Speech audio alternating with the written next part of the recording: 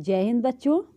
प्रश्नोत्तर कड़ी में आज हम सूरदास के पद संख्या 1 से महत्वपूर्ण प्रश्नों को देखेंगे। ये प्रश्न परीक्षा में अक्सर पूछे जाते हैं और इसका उत्तर लिख करके आप परीक्षा में अच्छे अंक प्राप्त कर सकते हैं।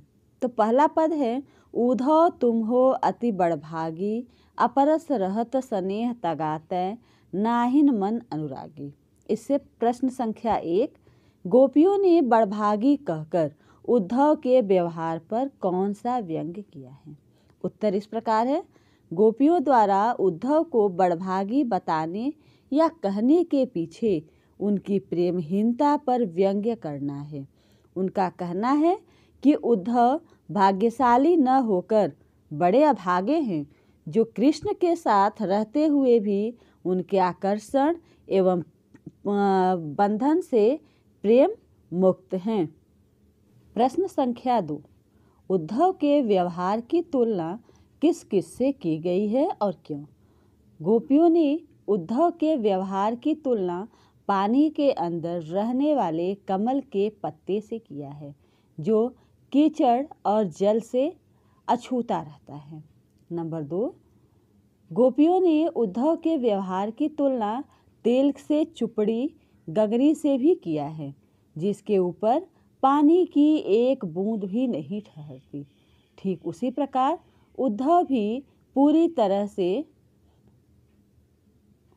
अनासक्त हैं, जो कृष्ण के निकट रहकर भी प्रेम के बंधन से मुक्त हैं। बच्चों, यह बहुत महत्वपूर्ण प्रश्न है जो अक्सर परीक्षा में पूछा जाता है सूरदास के पद संख्या 1 से।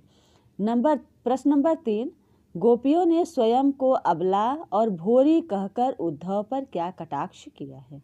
गोपियों ने स्वयं को अबला और भोली बताकर उद्धव के ज्ञान अभिमान पर प्रहार किया है।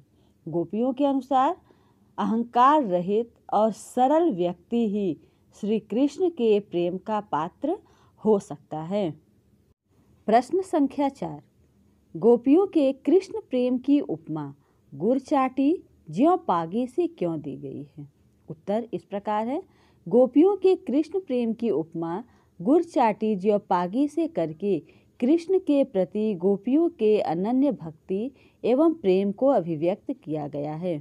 जिस प्रकार चींटी गुड़ से चिपकी रहती है, छोड़ती नहीं है, उसी प्रकार वे भी कृष्ण के प्रेम में डूबी रहती हैं।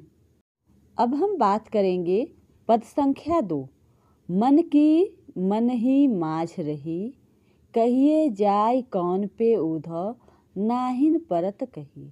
इससे महत्वपूर्ण प्रश्न इस प्रकार है।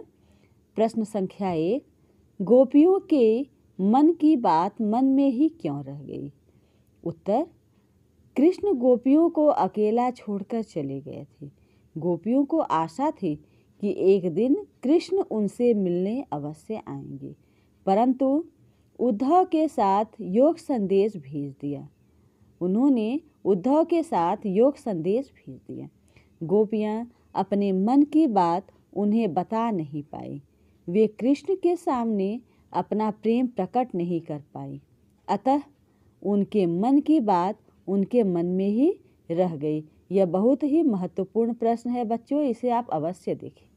प्रश्न संख्या 2, गोपियों की विरहाग्नि और अधिक क्यों धधक गई?